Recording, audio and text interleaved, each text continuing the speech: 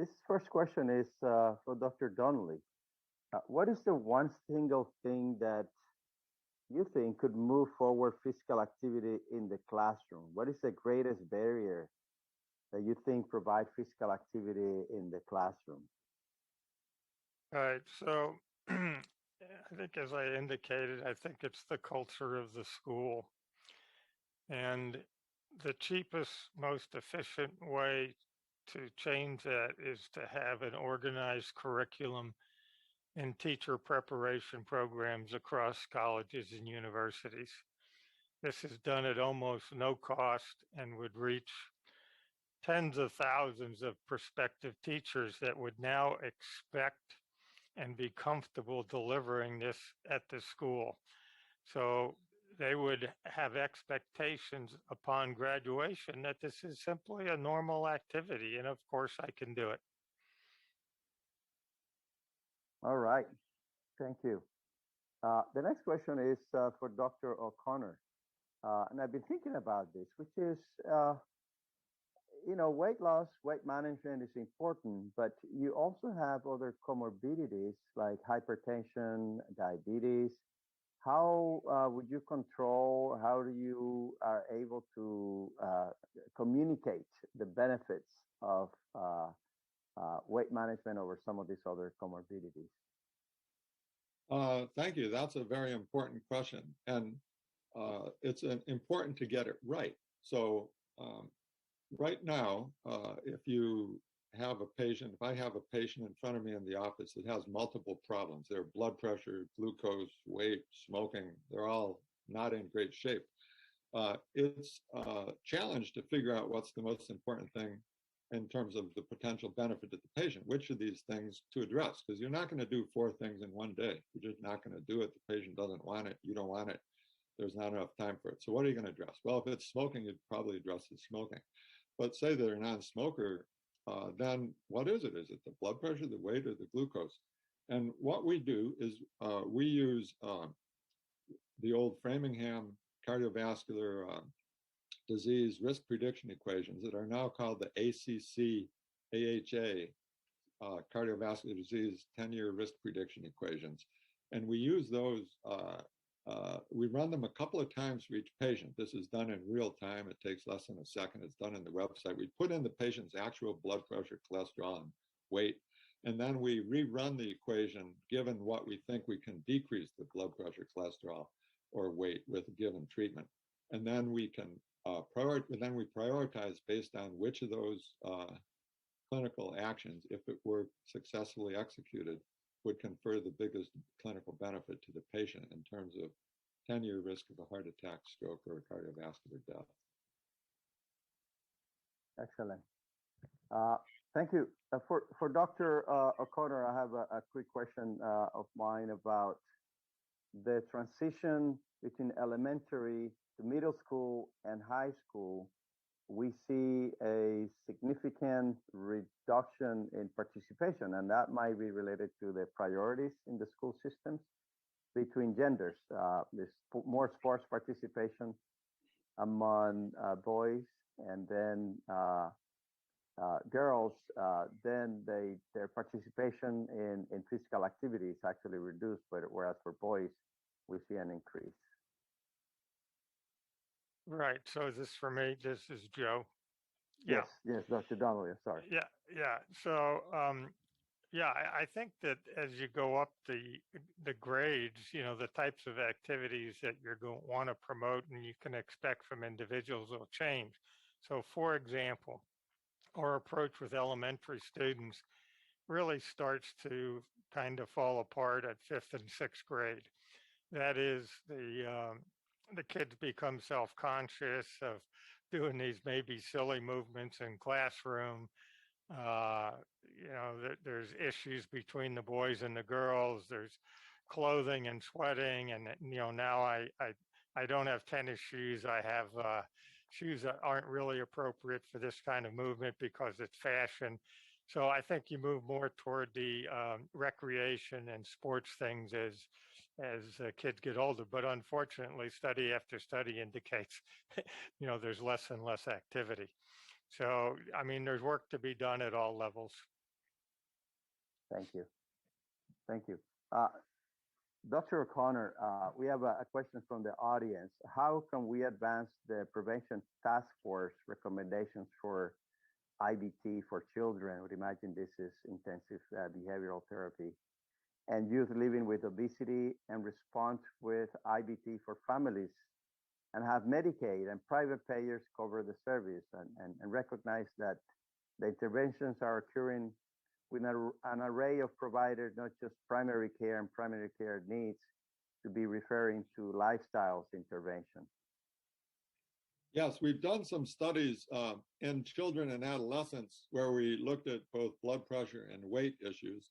And when there are weight issues, we've tried to recruit the families into intensive behavioral therapy. This also in NIH-funded grants led by Dr. Nancy Sherwood, who's now at the University of Minnesota.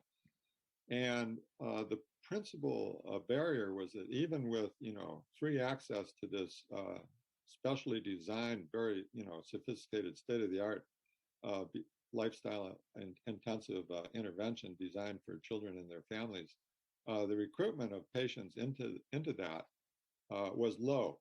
And part of that was that clinicians, in this case, pediatricians and family physicians, nurse practitioners, sometimes didn't refer the patients, but in general they did. So they tried to get more than 2/3 of the target patients into this program, which was a health coach that could be done by telephone, pretty convenient, effective in some other studies. But I think we enrolled only like 3 out of 100 families, kids and families who actually completed that program, and not too many more that started it. So, I don't know what the solution is to that problem, but it's a big, big issue. So in that case, cost wasn't a factor. The program was accessible by phone. The program had been previously shown to work, but whether it's families don't have enough time, whether there's, parent-child conflict plays a role. That's not my real area of expertise, although I've taken care of kids for many years. But I think that getting engagement is obstacle number one. That's my opinion. Yeah, I mean, this is the challenge of working in complicated systems.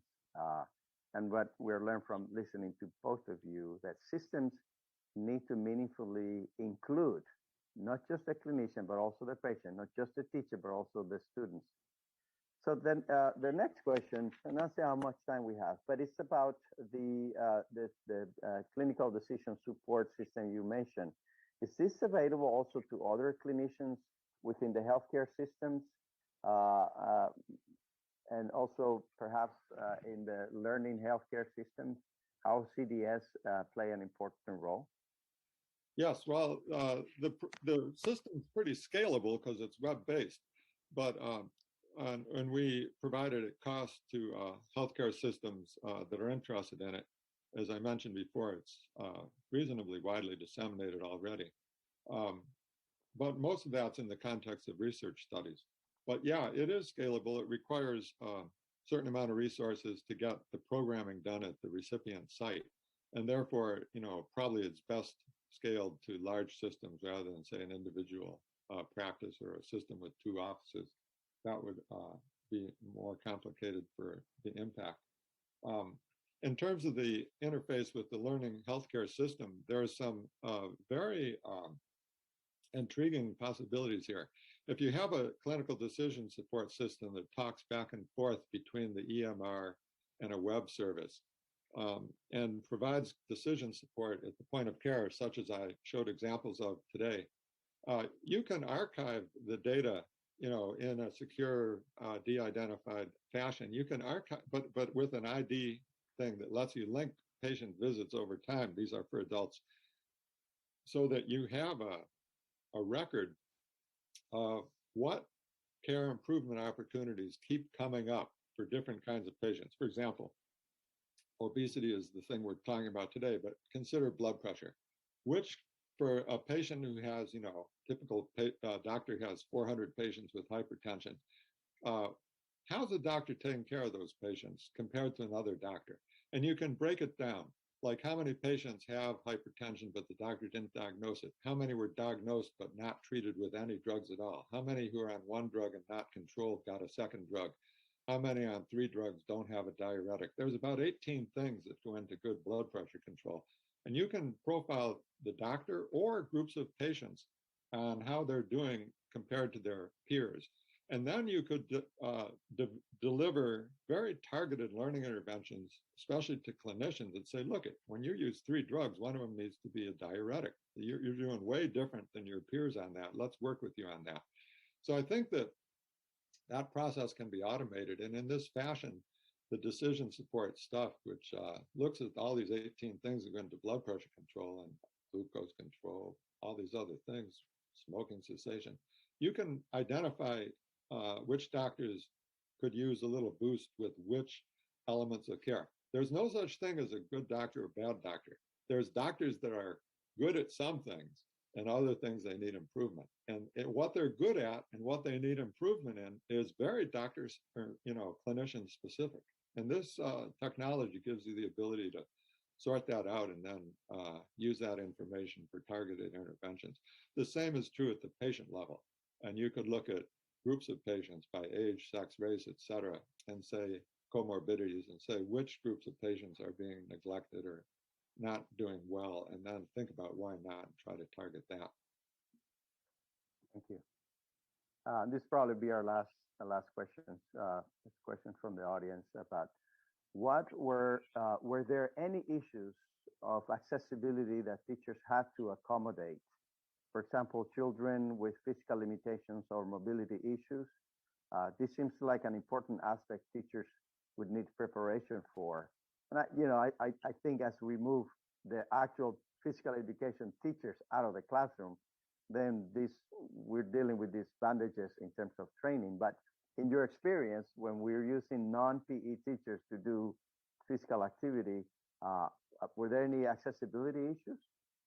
Yeah. So in the classroom, of course, we take all comers, and so some classrooms, with inclusion, there's always students that have limitations, and that's why I indicated that the activities that you choose have to be very simple. They can't be sports related. They can't be complex motor tasks.